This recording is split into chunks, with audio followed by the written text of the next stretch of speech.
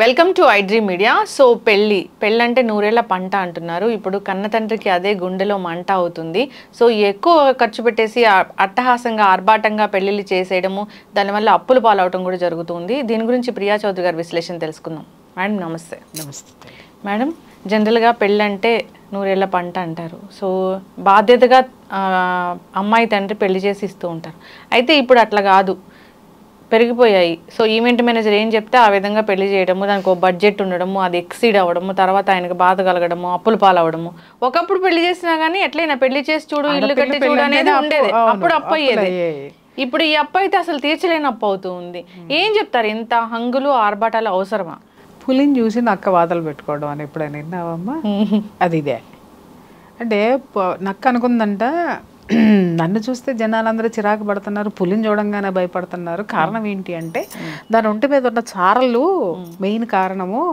అందుకని ఆ చారలు నా ఒంటి మీద నేను దానిలాగా మారాలంటే ఏం చేయాలంటే చారలు ఉన్నాయి, ఆ చారలు నా ఒంటి మీద కూడా ఉంటే నన్ను కూడా చూసి భయపడతారని చెప్పేసి అని చారలు పడాలంటే ఏం చేయాలి అందుకని చెప్పి కర్ర కాల్చి వాతలు పెట్టుకున్నాంట. వాతలు పెట్టుకునేసరికి ఏమైంది, ఒళ్ళంతా బొబ్బలు వచ్చినాయి, ఒళ్ళంతా పుళ్ళైనాయి. పుళ్ళై మూలుక్కుంటూ మూలిగే నక్క అంటారు కదా, మూలుక్కుంటా పోయి ఒక తాటి చెట్టు కిందకు పడుకుందంట. ఎందుకు వచ్చిందిరా భగవంతుడా, దాన్ని చూసి నేను వాతలు ఎందుకు పెట్టుకున్నానని చెప్పేసి అని అనగానే పైనుంచి ఓ తాటికాయ వచ్చి నెత్తి మీద పడింది, చచ్చిపోయింది. అదే అంటారు మూలిగే నక్క మీద తాటిపండు అంటే ఇదే అనమాట. మూలుక్కుంటూ అంటే ఈ ఎట్లా ఉంటాయి అంటే ఇప్పుడు మీరు చెప్పినటువంటిది నిన్నగాక మొన్నటి నుంచి ఒక భయంకరంగా ఒక 1 వీక్ నుంచి నేను చూస్తున్నాను. ఎప్పుడన్నా యూట్యూబ్ ఓపెన్ చేశానంటే ఒకటే టాపిక్ వస్తుంది. ఇన్ని వేల కోట్ల రూపాయల ఖర్చుతోటి ఒక ధనవంతుడి కొడుకు పెళ్లి జరుగుతుంది. ముఖేష్ అంబానీ కొడుకు అనంత్ అంబానీ పెళ్లి జరుగుతుంది. దానికి ఎన్నో వేల కోట్లు ఖర్చు పెడుతున్నారు. 3,000 కోట్లు 4,000 కోట్లు ఖర్చు పెడుతున్నారు. ఇది అవసరమా? అవసరమే. ఎందుకు అని అంటే అతనికి లక్షల కోట్లు ఉన్నాయి కాబట్టి అతని స్థాయికి తగ్గట్టుగా అతను చేసుకుంటున్నాడు. నీకెందుకు? నువ్వు చూడు, చక్కగా వేడుక చూడు, కన్నుల పండుగగా ఉంది, కలర్ఫుల్ గా ఉంది. నువ్వు దాని మీద విమర్శలు ఎందుకు చేసుకుంటూ వెళ్తున్నావు? అది ఒక్క మాట. అతను ఏదైనా ఒక పెద్ద డానో లేకపోతే అంటే వీళ్ళని మనం విమర్శించకుండా ఉండలేము కానీ బట్ ఏంటి అని అంటే బిజినెస్ మ్యాగ్నెట్, అతను ఒక పెద్ద వ్యాపారవేత్త అనేటటువంటి వ్యాపారవేత్తలకు బ్రాండ్ అంబాసిడర్. అదేంటి కుబేరుడు ఇంట్లో పెళ్ళి అట్లాగే ఉంటుంది, 100% ఉంటుందండి. కాబట్టి అది ఆయన చేసుకున్న తర్వాత విపరీతమైనటువంటిది కొడుకు పాపం ఆ పిల్లాడు శుభమాని పెళ్లి చేసుకుంటుంటే చనిపోతాడని తెలిసి కూడా ఇంత ఖరీదైన పెళ్లి ఎందుకు చేస్తున్నారు అంటే ఆశీర్వాదాల కోసం. ఆశీర్వాదాలు ఉంటే బతుకుతాడు. ఎందుకంటే నాకు ఇష్యూ తెలియదమ్మా, నాకు ఏముందనేది నాకు తెలియదు. పక్కన పెడితే నాకు అసలు ఈ టైటిల్ చూస్తున్నాను నేను. అరే ఎంతో మంది వస్తారు, వచ్చిన ఆశీర్వాదాలు ఉంటే ఆశీర్వాదాలతో ఆయుష్ పెరుగుతుందని మీరెందుకు అనుకోరు? నంబర్ 1. అతనికి ఉంది, అతను ఖర్చు పెట్టుకున్నాడు. చేతనైతే కన్నుల పండుగగా నువ్వు చూడు. కింద కామెంట్ చూశాను, అరే అసలు జనం ఏమనుకుంటున్నారు చూద్దామని. ఇన్ని వేల కోట్లు పేదవాడికి పంచిపెట్టొచ్చు కదా, చేయొచ్చు కదా అని చెప్పేసి అని వాళ్ళు చెయ్యరు. ఎందుకంటే వాడు వ్యాపారవేత్త. 1 రూపాయి ఖర్చు పెడితే 10 రూపాయలు ఎలా వస్తాయనే అతను చూస్తాడు. అతన్ని మనం ఈ విధమైనటువంటి కామెంట్ మనం చేయకూడదు. కానీ నీ ఇంట్లో పెళ్లి జరిగినప్పుడు, నీ ఇంట్లో పేరెంటం జరిగినప్పుడు, నీ ఇంట్లో నీ పిల్లలకు పుట్టినరోజు జరుపుతున్నప్పుడు, లేదా నీ పుట్టినరోజు నాడో నువ్వు ఖర్చు పెడతావే 1,000, 2,000, 10,000, 1,00,000. నీ ఇంట్లో పెళ్లి జరిగేటప్పుడు 10 లక్షలు ఖర్చు పెడతావే, ఆ 10 లక్షల్లో నువ్వు ఎంత పేదవాడికి ఖర్చు పెడుతున్నావు? బాస్ ఉన్నవాడు పెట్టాలని అంటున్నావు, కానీ నీకంటే కింద వాడికంటే నువ్వు ఉన్నవాడివే. మరి ఆ కింద వాడికి నువ్వెంత పెడుతున్నావు? ఇప్పటికీ నా ఇంట్లో పుట్టినరోజులు జరిగిన, నా ఇంట్లో ఏదన్నా వేడుక జరిగిన దాంట్లో 10% ఖచ్చితంగా నేను పక్కకి తీసి పెడతా. ఫస్టే బడ్జెట్ అనుకుంటాను, పక్కకి తీసి పెట్టి ఏదైనా ట్రస్ట్కి ఇవ్వడమో లేకపోతే ఏదైనా గోశాలకు ఇవ్వటమో లేకపోతే ఏదో ఒకటి ఖచ్చితంగా నేను దాంట్లో చేసి తీరుతా, పెట్టను. అలాగని నేను ఇస్తున్నానని ఎక్కడన్నా మీరు చూసారా? నా ఫేస్బుక్లో కానీ చూపిస్తారండి. మనం దానం చేసింది కుడి చేతితో దానం చేస్తే ఎడం చేతికి తెలియకూడదు. అట్లా చేసి అదే నా ఆత్మ సంతృప్తి. ఎందుకని అంటావేమో, అరే ఈ స్థితికి నేను రావడానికి ఈ విషయం నాకు హెల్ప్ చేసింది, ఈ విషయంలో నేను హెల్ప్ చేయాల్సిన ఏమున్నాయి, నేను చేస్తా, ఖచ్చితంగా చేస్తా. అందరూ అనొచ్చు 10% ఎందుకు ఇస్తావమ్మా, 50% ఇవ్వచ్చు కదా అని అంటే ఇవ్వను. ఎందుకనంటే 90% నాకున్న రిక్వైర్మెంట్స్ అవి. నా రిక్వైర్మెంట్స్ నేను ఈ సమాజంలో ఉన్నందుకు నేను ఫుల్ఫిల్ చేసి తీరాల్సిందే. ఒక చిన్న విషయం చెప్తాను, ఉన్నవాడు ఉన్నట్టు ఎందుకు బతుకుతాడు అని అంటే వాడు అలా బతకకుండా కిందకి దిగి బతికాడంటే ఈడికేం పోయే కాలంలో ఈడెంత పిసినారు. ఇదే ముఖేష్ అంబానీ 100 కోట్లు పెట్టి తూతూ మంత్రంగా పెళ్లి చేశాడు అనుకుందాం, ఈడికేం పోయే కాలం అన్ని లక్షల కోట్లు ఏడ్చినా కొడుకుకి చూసావా, కొడుకు దగ్గరకు వచ్చేసరికి వాడు రూపాయి కూడా ఖర్చు పెట్టట్లేదు, ఈడెంత పిసినారని ఇదే జనం మాట్లాడతారు. ఖర్చు పెడితేనేమో దుబారా ఖర్చు అని మాట్లాడుతున్నారు, ఖర్చు పెట్టకపోతేనేమో పిసినారు అంటున్నారు. లోకో భిన్న రుచి, నరుడు నాలుగుకి నరం లేదు, అందుకని ఏది ఎట్లయినా మాట్లాడతారు. అయితే నువ్వు మాట్లాడేది ఏంటంటే హంగులు ఆర్భాటాలు ఆడంబరాలు చేయాల్సినటువంటి విషయం. అంటే ఇక్కడ అనిల్ అంబానీ ఆదాయం ఎంత ఉందమ్మా, లక్షల కోట్ల ఆస్తులు ఉన్నాయి, ఆదాయం కూడా అంతే వస్తుంది.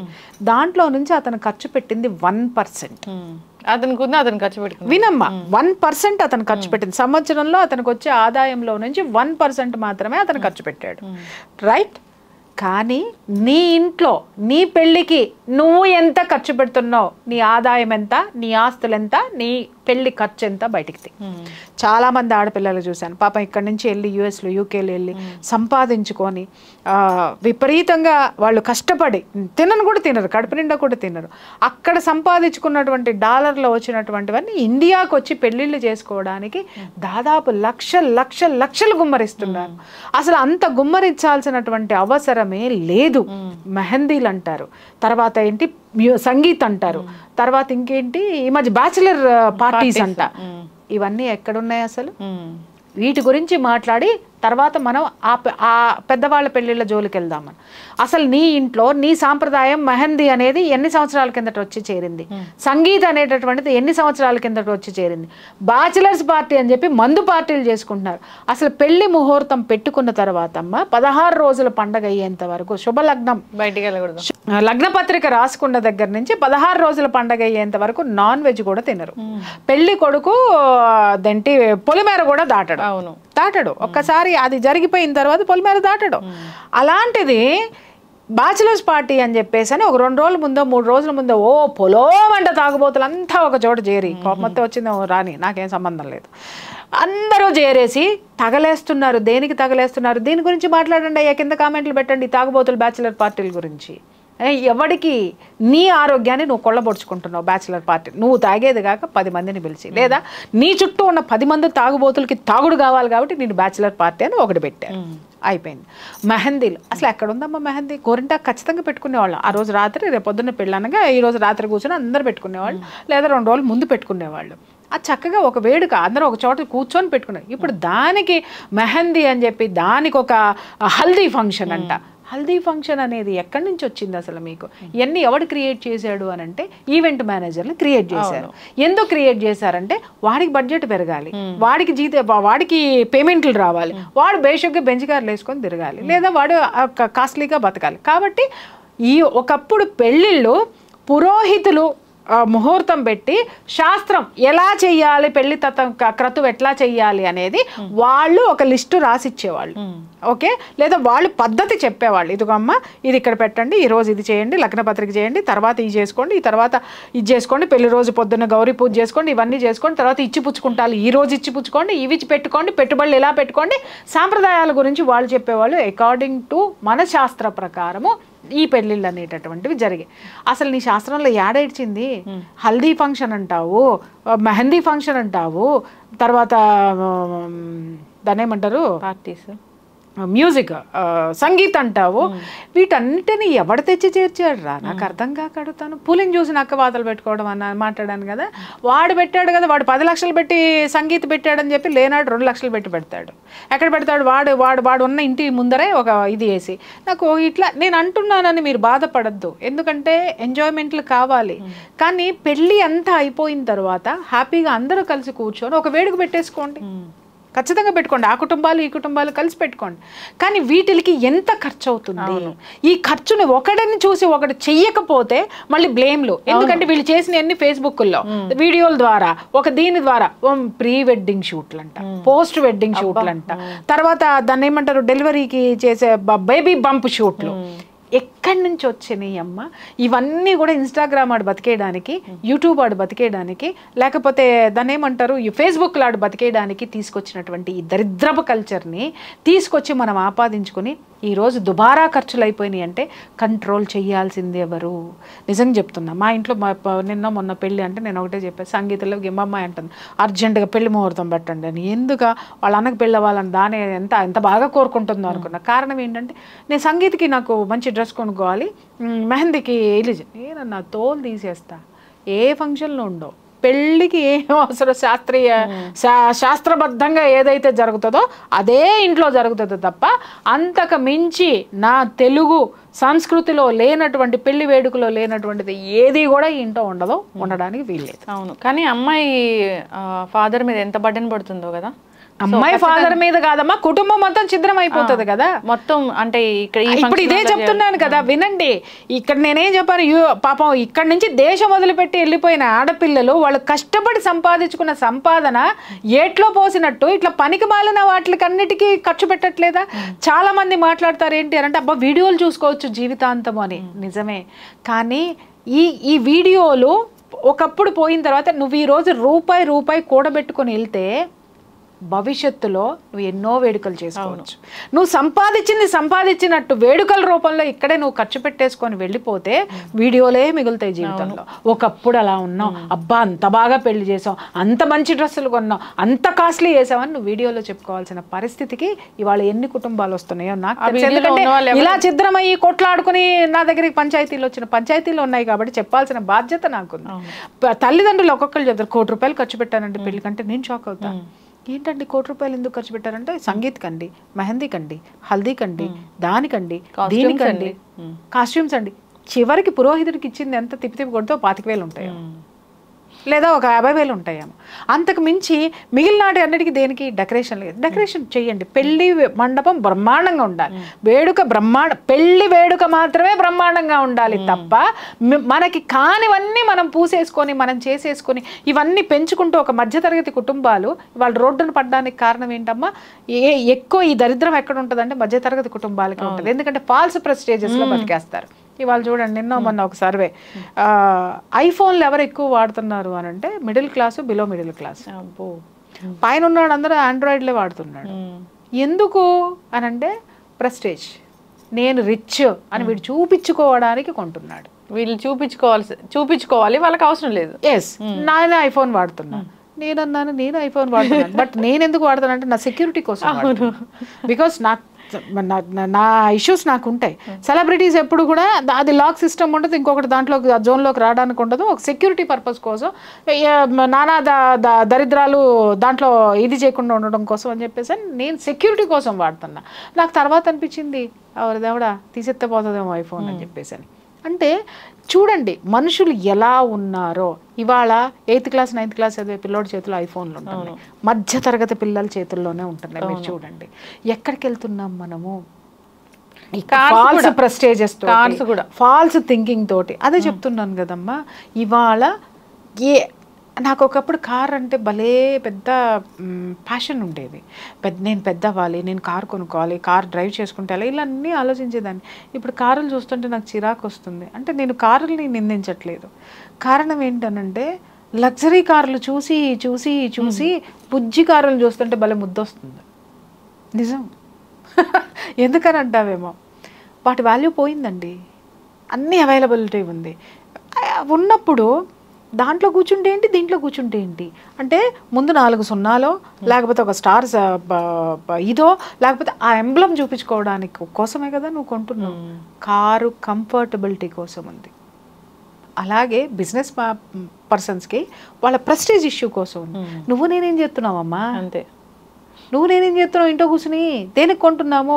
ఇవాళ చూడండి రోడ్లన్నీ కారులతోటి ఉండిపోయి ఒక కారు వెళ్తే రెండో కారు రివర్స్ తీసుకోవాల్సినటువంటి సిచ్యుయేషన్. ఒక్కడికి కార్ పార్కింగ్ ఉండదు, కానీ ప్రతి ఒక్కడికి కారు ఉంటుంది. మరి దీని మీద ప్రభుత్వాలు ఎందుకు దృష్టి పెట్టవో అర్థం కావట్లేదు. కారు పార్కింగ్ లేకుండా కార్లు ఎందుకు అలౌ చేస్తున్నారు? ఇప్పుడు రోడ్డు మీద పెట్టుకుంటారండి, రోడ్డు నాది అంటాం. ఎట్లా అయింది నీది? రోడ్డుకి నేను ట్యాక్స్ కడుతున్నా, నేను కారు కొనుక్కున్నప్పుడు రోడ్డుకి నేను ట్యాక్స్ కడుతున్నా, ట్యాక్స్ కడుతున్నాను ప్లస్ నాకు పార్కింగ్ ఉంది, నేను దాంట్లో పెట్టుకుంటున్నా, నేను తిరిగే రోడ్డుకి ట్యాక్స్ కడుతున్నా. నువ్వు పార్కింగ్కి ట్యాక్స్ కడుతున్నావా? I'm asking you. Car parking కి ట్యాక్స్ కడుతున్నావా? దారుణం అంటే నేను రోడ్డుకి ట్యాక్స్ కడుతున్నా, ఎందుకంటే నా కారు వెళ్ళడానికి, నా వెహికల్ వెళ్ళడానికి, లేదా నేను పోవడానికి, నా ఆటో వెళ్ళడానికి నేను రోడ్ ట్యాక్స్ కడుతున్నాను నేను. కానీ నువ్వు పార్కింగ్ చేస్తున్నావు, అది రోడ్లు ఉన్నాయి ప్రయాణం చేయడానికి కానీ పార్కింగ్లకు కాదమ్మా. అంబులెన్స్ కూడా దారిలేని పరిస్థితి లేదు. ఇవాళ మొన్న అదే జరిగింది. నేనున్న ఏరియాలో మొత్తము అసలు కార్లు విపరీతంగా పెట్టేసేసి, అటు ఇటు ఇటు పెట్టేసేసి, మధ్యలో బైకులు పెట్టేసేసి అంబులెన్స్ వెళ్ళడానికి బైకులు అడ్డం పెట్టేశారు. ఆడెవడో తెలియదు, 4 బైకులు అడ్డం ఉన్నాయి. అర్ధరాత్రి పూట ఎవరిని, ఏ అపార్ట్మెంట్లో ఎవరిని ఎతుకుతారు, ఏం చేస్తారు, అవి తీసి ముందు పెట్టడానికి లేదు. ఇక్కడి నుంచి ఆమడ దూరాన ఆ బైకుల్ని తోసుకుంటూ వెళ్ళి పెట్టి అంబులెన్స్ వెళ్ళేసరికి ఉన్న మనిషి ప్రాణమే బాయే. మీరు ఒక 10 నిమిషాలు ముందు తీసుకొస్తే పోయేదని చెప్పారు. ఎన్ని ప్రమాదాలు జరుగుతున్నాయి, ఎవరి ప్రాణాలతో ఎవరు ఆడుకుంటున్నారు, ఎవరికి రూల్స్ పనికొచ్చినాయి. ఇవన్నీ ఫాల్స్ ప్రెస్టేజెస్లో బ్రతుకుతున్నామమ్మా మనము. ఒకటి గుర్తుపెట్టుకో, ఉనికిని కోల్పోయి ఎప్పుడూ ఉండద్దు. మనకి ఊటికి ఎగరలేనమ్మంటే స్వర్గానికి ఎగురుతానందంట. అట్లాగే నువ్వు ఆడంబరాలు చూపించి ఏం చేస్తావు, other side of the coin జనానికి తెలీదా? తెలుసు ఖచ్చితంగా, నువ్వు చూపించినంత వరకే. కానీ అవతల వైపు చూపించేవాడు కూడా వస్తాడు, అది మర్చిపోవద్దు. ఖచ్చితంగా మేడం. ఈ అపార్ట్మెంట్స్ కావచ్చు, ఈ విల్లాస్ కావచ్చు, ఇలాంటివి కూడా సో గ్రాండ్గా కొంటారు. కానీ ఆ ఇంట్లో ఉండాలంటే గుండెలో రైళ్లు పరిగెట్టే పరిస్థితి వస్తుంది ఒక్కొక్కరికి. ఎందుకంటే వాళ్ళ సంపాదనకు మించి ఈ అమ్మాయిలు ఉంటాయి. ఎగ్జాక్ట్లీ అమ్మా. ఇవాళ ఒకటే మాట, మొన్న మా అపార్ట్మెంట్లో వీళ్ళు ఇవి కూరగాయలు పెట్టారు. బయట కూరగాయల రేటుకి మా అపార్ట్మెంట్కి వచ్చేదానికి 15 రూపీస్, 10 రూపీస్ నుంచి 15 రూపీస్ తేడా ఉంది. నేను అడిగా, ఏంట్రా బయట ఇట్లా ఉన్నాయి, మీరేంటి ఇక్కడ పెట్టారు ఆ అపార్ట్మెంట్ లోపల? అమ్మ లోపలికి వచ్చి పెట్టాం కదమ్మా, మీరే ఇట్ట మాట్లాడితే ఎలాగమ్మా అంటే, నేనన్నా ఊరే ఈ అపార్ట్మెంట్లన్నీ కాస్ట్లీ అపార్ట్మెంట్లన్నీ మాయ అనుకుంటున్నావా? అవన్నీ బ్యాంక్ ఆడిరా, మాయ కాదు. నెలకు వచ్చేసరికి భారీ మొత్తంలో చెల్లిస్తున్నావు వాడికి, అంతేగాని ఇవన్నీ మాయ కాదు. చూసేటు నీకు నువ్వే ఏ రోజు సంపాదన ఆ రోజు హ్యాపీగా జేబులో వేసుకొని నీ ఇంట్లో నువ్వు ఉంటున్నావు. బట్ మా అట్ట కాదయ్యా, వచ్చే సంపాదన మాది, ఇంకే సంపాదన వచ్చినా కూడా వీటికి కట్టడానికే మాకు సరిపోవట్లేదు. ఇవన్నీ చూసి నువ్వు మోసపోమాక, నీకంటే కూడా కింద స్థితిలోనే మేము బేరాలు అడుగుతాము, దయచేసి మాకు ఇవ్వు అని చెప్పేసాను. అంటే నా చుట్టూ ఉన్న వాళ్ళందరూ నవ్వారు, నిజమేనండి మీరు మాట్లాడింది అని చెప్పేసాను. అట్లా ఉంది పరిస్థితి, situation. False prestiges, false thinkings, false show పుటప్లు, ఇవన్నీ బ్రాండెడ్ బ్రాండెడ్ బ్రాండెడ్. ఏందమ్మా ఇది? నువ్వు ప్రశాంతంగా ఉండడానికి నీకేం కావాలో అది ఏర్పరచుకో. ఇంకొకటి, నీ అవసరం నువ్వు బ్రతుకున్నంత వరకు ఈ సమాజంతో పెట్టుకో. నీకు కార్లు ఉంటే ఎవడు చూస్తాడు, బంగళాలు ఉంటే ఎవడు చూస్తాడు, ఏది ఉంటే ఎంత ప్రశాంతంగా ఉన్నావో నీకు ఎగ్జాక్ట్లీ హెల్దీగా ఉండాలి.